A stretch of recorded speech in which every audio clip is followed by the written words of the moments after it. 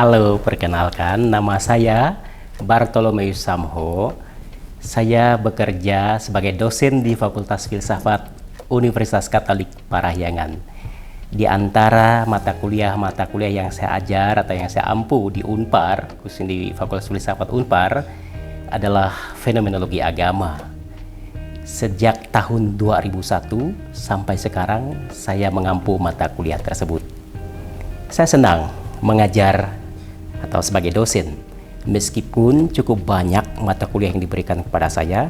Bagi saya itu adalah suatu peluang untuk berkembang, baik dalam ranah pemikiran filosofis maupun pemikiran teologis fenomenologis.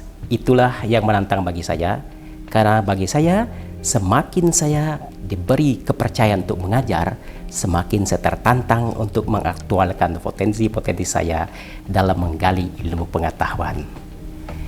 Selama saya mengajar, beberapa karya yang saya tulis, di antaranya adalah buku yang ada di tangan saya dengan judul Agama dan Kesadaran Kontemporer. Buku ini sebetulnya lahir dari kegelisahan tim dosen fenomenologi agama berkaitan dengan materi-materi yang mesti relevan, kontekstual untuk tantangan agama di abad ini.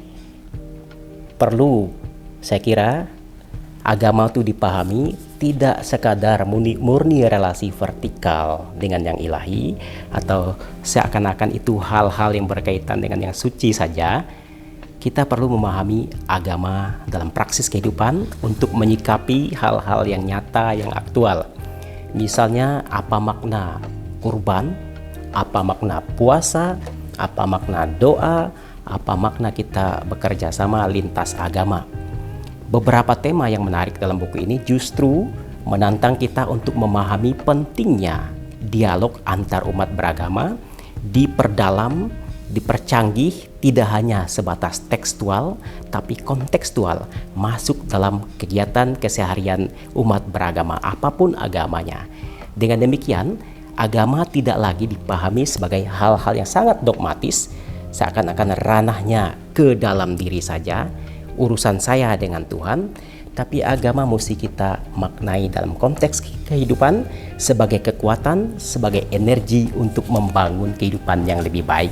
Kalau kita berpikir bahwa agama itu adalah dari yang ilahi, wahyunya, kemudian dikodifikasi dalam konteks kehidupan beragama dalam bentuk dogma, persisnya itu tidak murni tentang saya dan Tuhan saja, tidak murni tentang kita dan Tuhan saja.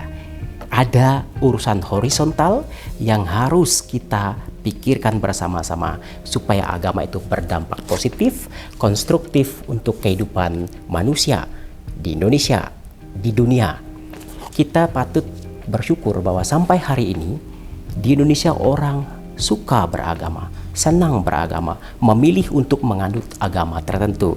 Itu tandanya bahwa ada harapan kuat di Indonesia, kehidupan beragama semakin berkembang menjadi baik. Tapi kita juga harus mengantisipasi cukup banyak fenomena yang mengejutkan kita, yang mengerikan, yang memilukan dan memalukan untuk umat beragama. Misalnya, gejala yang sangat kita khawatirkan adalah semakin menguatnya wacana intoleransi, yang kita katakan bahwa itu bagaikan embrio bagi radikalisme ekstrim yang berdampak destruktif tanpa memilah-milah sasaran kalau sudah actionnya dalam rupa aksi teror. Itu yang menjadi tugas penting semua umat beragama untuk tidak hanya mencegah, tapi hari-hari ini kelihatannya kita masuk fase kepada bagaimana mengatasinya. Ada berbagai macam tawaran untuk mengatasinya. Dalam konteks yang informal, tentu praksis kehidupan beragama antara para tokoh agama menjadi teladan, antara para orang tua menjadi teladan bagi anak-anaknya, antara kita semua harus saling bisa menjadi contoh bagaimana menerapkan ajaran agama dan sikap dan tindakan kepada sesama yang satu agama dengan kita, juga yang berbeda agama dengan kita. Dalam konteks formal, saya kira di lembaga-lembaga pendidikan perlu diajarkan tidak hanya agama dalam konteks teoretis, tapi juga mengenai karakter hidup beragama, yang positif, baik impact-nya bagi siapapun juga, baik bagi orang yang memang betul-betul serius beragama maupun bagi orang yang barangkali sudah berpikir untuk menjadi agnostik atau ateistik. Kita tidak bisa dengan begitu saja menyingkirkan orang-orang yang kita duga atau seakan-akan sudah menolak Tuhan. Justru itulah tantangan orang beragama. Ketika berhadapan dengan orang yang sesama percaya kepada Tuhan, meskipun agamanya beda, kita tetap saling toleran. Kita dituntut untuk tidak sekadar toleransi saja, tapi mampu masuk dalam ranah toleransi mendalam. Dalam istilah yang hari-hari ini kita kenal, booming, moderasi beragama itu penting. Kita penting menghayati agama itu tidak menjadi semacam penjara bagi Tuhan. Agama bukan penjara bagi Tuhan, atau bukan lembaga yang seakan-akan memenjarakan Tuhan. Itu ada pada sisi ini saja, tapi beragama atau agama itu kita hayati sebagai peluang untuk pengembangan kehidupan manusia, baik kualitas relasi vertikal dengan yang ilahi maupun kualitas relasi horizontal dengan sesama manusia. Ya, berdasarkan uraian tadi, tentu buku ini lahir dari kegelisahan tim dosen pengajar fenomenologi agama, terutama berkaitan dengan pengayaan materi, perluasan wawasan mengenai praksis hidup beragama, khususnya berkaitan dengan mata kuliah kajian agama atau fenomenologi agama, dan juga relevan untuk guru atau dosen yang mengajar pendidikan agama, apapun agamanya. Karena buku ini tidak persis mengenai agama tertentu, tapi perspektif religiusitas. Itulah sebabnya mengapa judulnya Agama dan Kesadaran Kontemporer.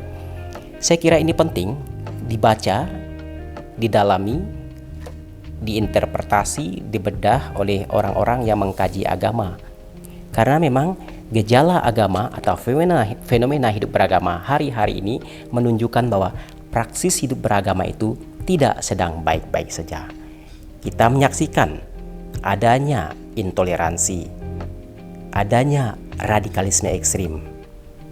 Berkali-kali di Indonesia terjadi aksi terorisme yang memang menggelisahkan kita semua, mengecewakan iya, memilukan juga iya, dan memalukan juga iya.